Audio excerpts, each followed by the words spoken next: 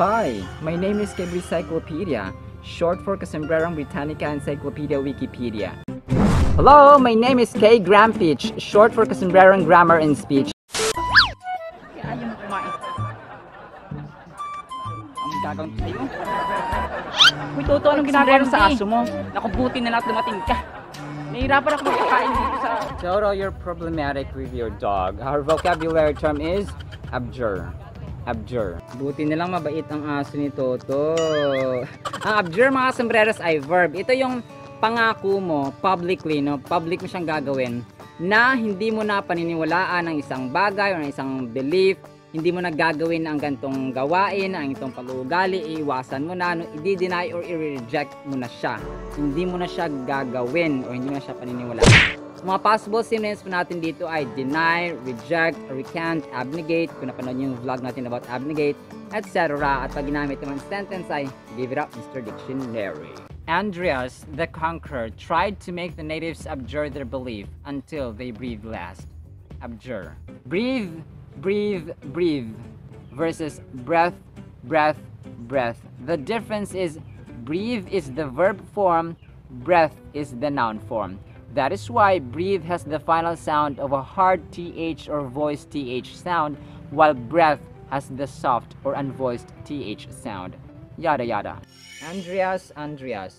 Do you know Andreas Vesalius or Vesalius? Si Andreas Vesalius, mga sombreros, ay isang Renaissance physician na nagpaigting o nag-revolutionize ng biology at practice ng medicine at human anatomy sa pamamagitan or basing his observations sa dissections, kung kaya nagsulat siya ng isang illustrated at comprehensive textbook about human anatomy. That's Andreas Vesalius. Tinakal na kay Grampich, mga sombreros, ang breathe or paghinga. Ito po yung verb form. Ang breath po ang noun. Sabihin po natin o basahin po natin, breathe sa Biblia, Genesis 2:7. Then the Lord God formed the man of dust from the ground and breathed into his nostrils, and the breath of life, and the man came or became a living creature. Then Ezekiel 37:9. Then he said to me, this was Ezekiel na sinasabihan ng Panginoon, prophesy to the breath, prophesy, son of man, and say to the breath, thus says the Lord, come from the four winds, O breath, and breathe on these slain that they may live. Now, mga kasombreros, dito na makita na ang Panginoon ang nagbibigay sa atin ng buhay. Ang Panginoon ang nagbibigay sa atin ng hininga, kung kaya wala tayong dapat ipagmayabang, kundi tayo ay dapat magpasalamat sa lahat ng pagkakataon ng ating buhay, dahil ang ating buhay, bawat segundo ng ating hininga ay grasya at habag lamang ng Panginoon. Kung kaya, let's read, love and obey what's in the Holy Bible.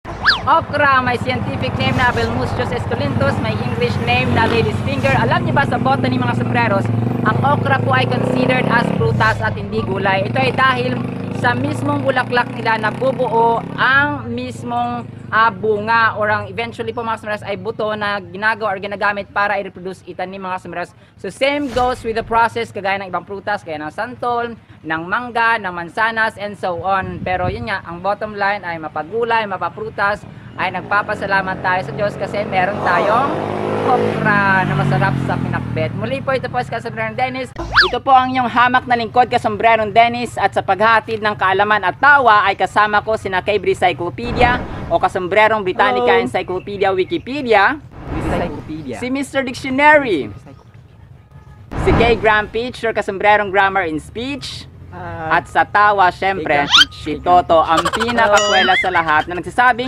sabayan nyo kami, ang buhay ay masarap na naghihiyang, lalo na muli po, maraming salamat po, mga sombrero, sa mga sumasama sa learning, sa wisdom, sa knowledge. Maraming salamat po at see you sa next segment. Bye-bye!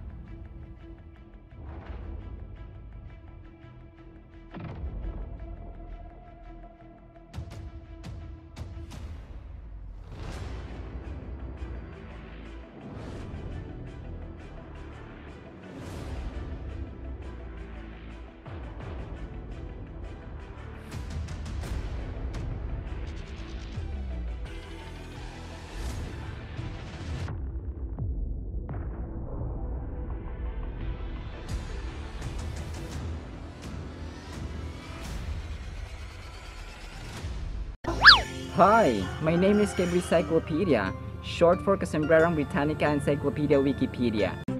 Hello, my name is K. Grampich, short for Kasombrerong Grammar and Speech.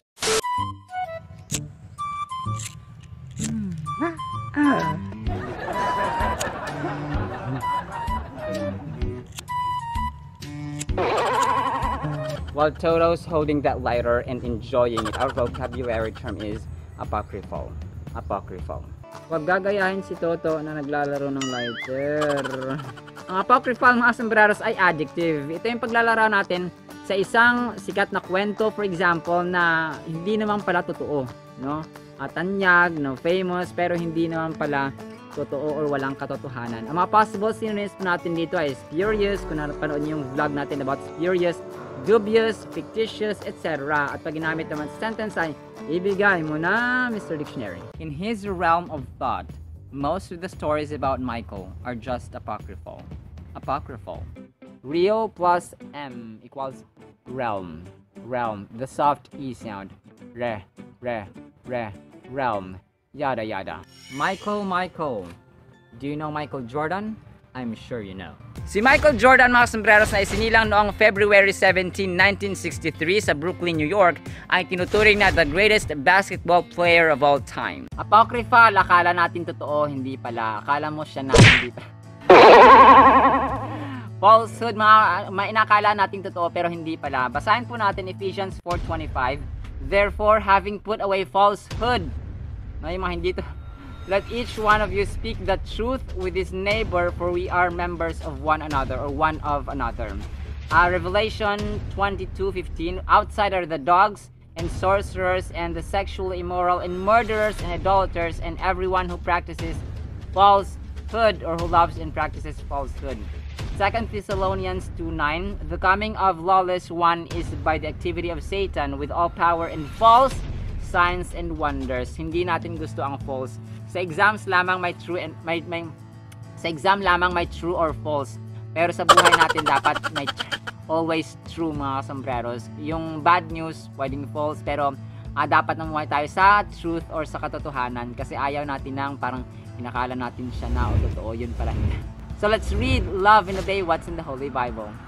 Atchal or bell pepper may scientific name na Capsicum annum. Alam niyo ba, mga sombreros, sa botany, ang atchal po ay considered as prutas at hindi gulay. Ito ay dahil sa kanyang bulaklak mismo na de-develop ang kanyang bunga, ang kanyang buto na eventually ay tinatanim para mag-reproduce. Pero niya, ang bottom line, masintosin natin ang mga prutas gaya ng star apple, ng duhat, ng mangga, and so on, ay doon po na-develop ang kanilang bunga. Now, from bulaklak, doon po naluluto or nahihinog ang kanilang prutas na magiging buto, mga sombreros. Pero yun nga, ang bottom line ay nagpapasalamat tayo, mapagulay, mapaprutas.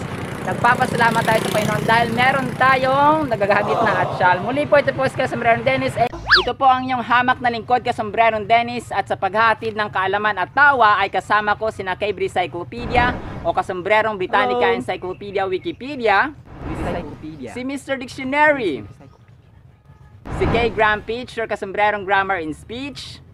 At sa tawa, syempre, si Toto, ang pinakakwela sa lahat na nagsasabing, sabayan nyo kami, ang buhay ay masaya, nagsisiyang lalang, pag-asa. Muli po, maraming salamat po, mga sombreros, sa mga sumasama sa learning, sa wisdom, sa knowledge. Maraming salamat po at see you sa next segment. Bye-bye!